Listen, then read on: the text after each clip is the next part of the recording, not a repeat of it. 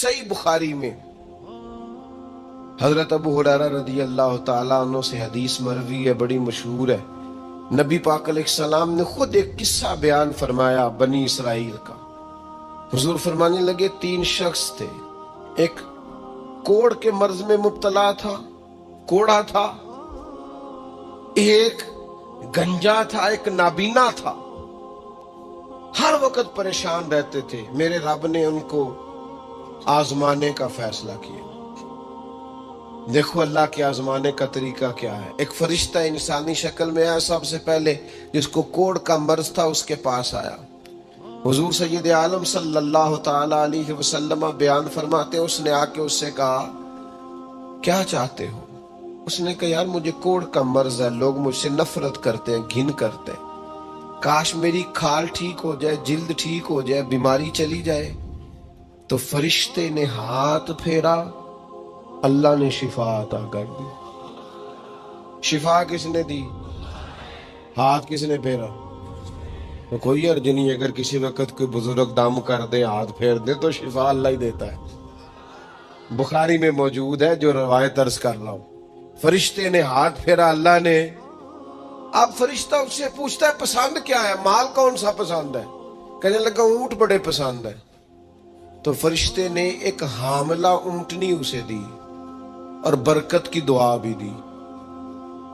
اب فرشتہ آیا گنجے کے پاس، جناب کیا چاہتے ہیں؟ اس نے کہا میں گنجا ہوں، سر پہ بال نہیں ہے، اس کی وجہ سے چہرے پہ کوئی حسن بھی نہیں ہے، لوگ گھن کرتے ہیں، کبھی میرے بال آ جائے نا۔ فرشتے نے ہاتھ پھیرا، بال اللہ نے عطا کیے، اس کو شفا ہو گئی۔ اب فرشتے نے اس سے کہا کہ مال کون سا پسند ہے؟ کہنے لگا گائے بڑی پسند ہے۔ فرشتے نے اس کو ایک حاملہ گائے دی اور برکت کی دعا بھی دی۔ اب فرشتہ اندھے کے پاس آیا، کیا چاہتے ہو؟ اس نے کہا رب نے بڑی سونی کائنات بنائی ہے پر میں دیکھ نہیں سکتا، کبھی آنکھیں مل جائیں نا تو ساری رونقیں ہی بحال ہو جائے۔ فرشتے نے ہاتھ پھیرا، شفا۔ یاد رہے گا مسئلہ، یہ اتنا سا مسئلہ جس میں لوگ بڑی جلدی اڑ جاتے ہیں۔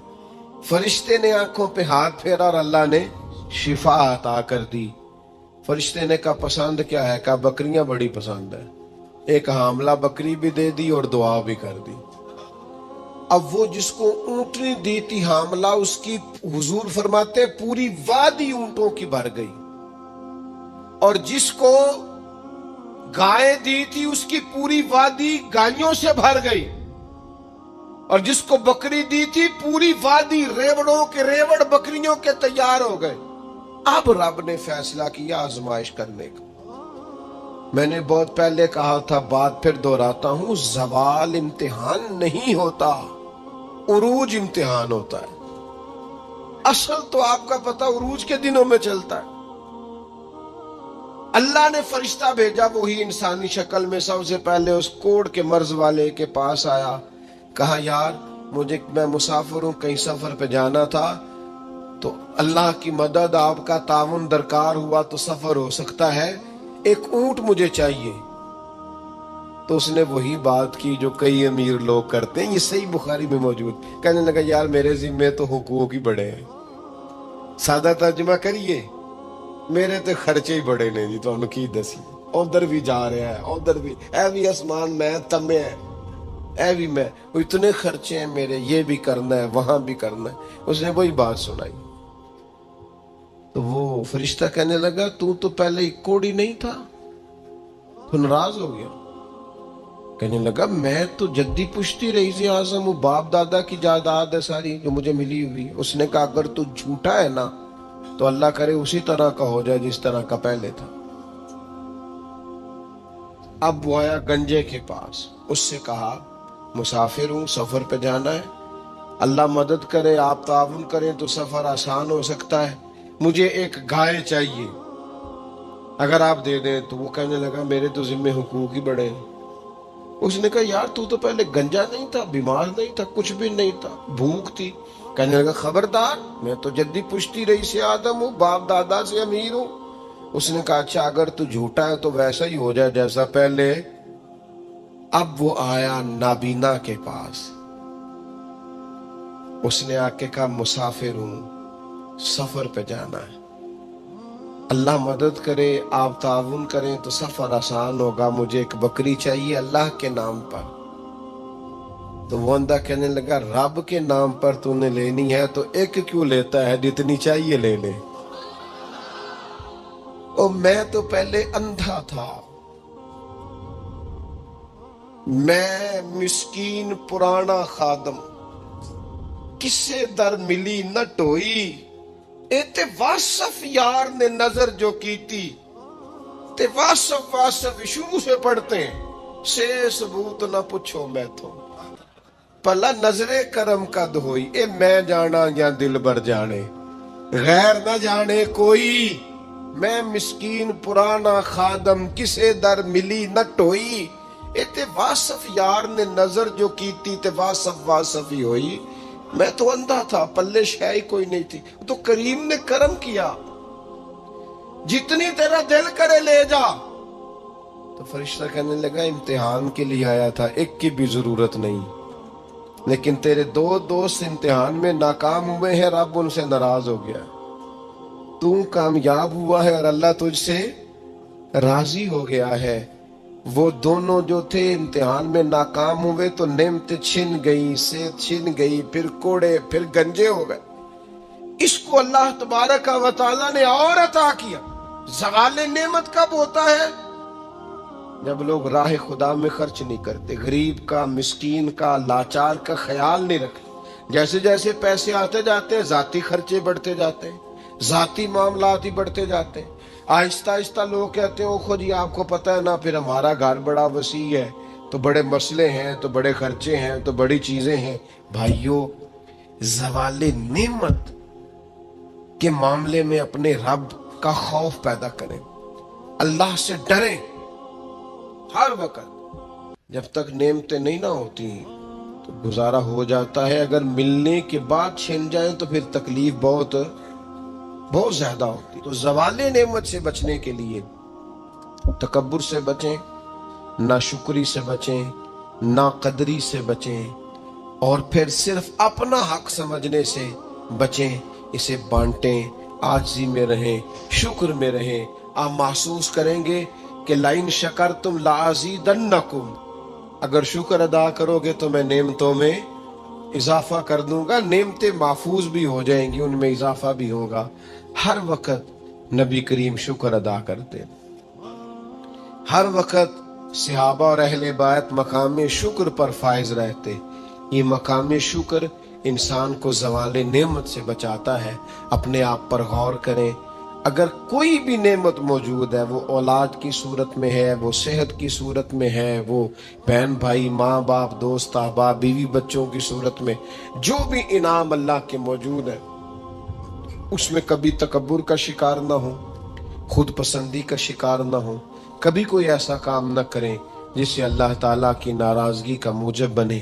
ایک خاتون ہے، بڑی نیک، تاریخ میں گزری ہیں، تو وہ کہتی ہیں کہ میں ایک جگہ بیاہ ہی گئی، میری پہلی شادی ہوئی ایک جگہ پہ، تو دروازے پہ کوئی بھیک مانگنے والا آیا اور اس کی حالت بڑی خستہ تھی، تو میرے شوہر نے نا اسے ڈانٹ دیا۔ میں نے اپنے شوہر سے کہا اللہ کا ہم پر فضل ہے اور اس کی حالت بڑی پتلی ہے، لگتا ہے کئی دنوں سے روٹی نہیں کھائی، تو 4 پیسے دے دے تو حرج کیا ہے؟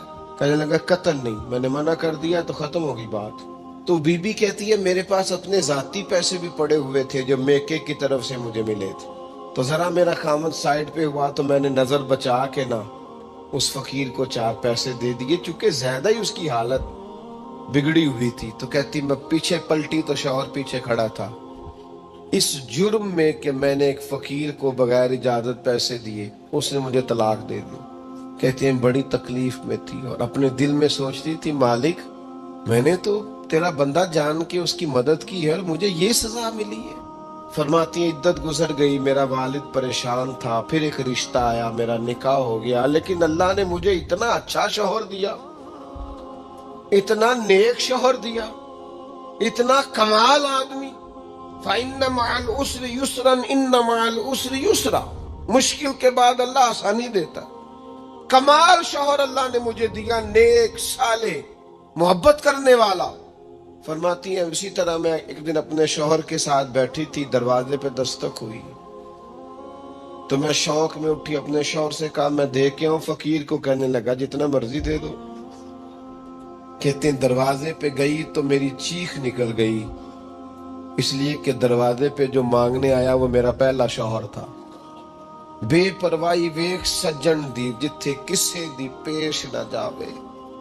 उन्हें माला वाले दर दर रोले ते मंगते तख्त बिठावे। ओए सजना ओ किसे नु कारा मिल दई, कोई काबे ओ खाली आवे। वो मेरा पहला शौहर दरवाजे, इतने वो भी तड़प गया। कल तक तकब्बुर था, गुरूर था कि हम मालदार है, हम किसी गरीब को क्या दे। लेकिन आज ये हाल है कि वो खुद दरवाजा दरवाजा भीख मांग रहा था। ना कदरी, ना शुक्री, तकब्बुर, ये ज़वाले नेमत का बायस बनता है। इंसान के पास से नेमत रुखसत होने लग जाती है। एक चौथी बात जो ज़वाले नेमत का बायस बनती है वो ये होती है कि अल्लाह की नेमत को सिर्फ अपना हक समझ लेना। अल्लाह ने जो हमें दिया है ना वो सारा हमारा नहीं होता, उसमें मिस्कीन का भी हक होता है, यतीम का भी हक होता है, कमजोर का भी हक होता है, साइल का भी हक होता है। सख्त जुमला है पर चलो कोई बात नहीं, कभी कभी कड़वी गोली से भी फर्क पड़ता है। बाज लोगों को अल्लाह नेमत देता है वो सांप बन के बैठ जाते हैं, वो समझते हैं हमारा हक है और किसी को दे के एहसान जतलाते हैं।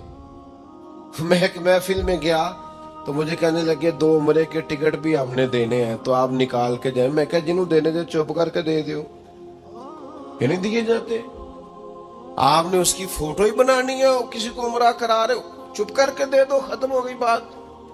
बच्चियों की, गरीब बच्चियों की शादी करानी है तो वो सारी लाइनों में बना के तस्वीरें बनाने की क्या जरूरत। आप सांप बनकर ना बैठे। अल्लाह ने जो नेमत दी है, और मिशकात में हदीस है हुजूर अलैहिस्सलाम ने फरमाया रब तुम्हें जो रिस्क देता है तुम्हारे ज़ईफ और कमजोर लोगों की बरकत से अता करता है। तो इनकी बरकत से तो तुम्हें मिल रहा है और तुम तकब्बुर करते जा रहे हो, गुरूर कर रहे हो और तुम कहते हो नहीं ये मेरा हक था। हक नहीं था भाई, खुदा ने अपने फजल से अता किया। अच्छा फिर कुछ बंदे भूल ही जाते हैं, गांव से आकर पढ़ने वाले भूल ही गए कि किसकी माँ ने कितना जेवर बेचा था। वो जद्दी पुश्ती अमीर बन जाते हैं। वो कहते हो नहीं जी अल्लाह दा फजल है जी, दादा जी दी भी बड़ी गल सी। भाई दादा जी दी गल सिर्फ जमीन नाल हुंदी है,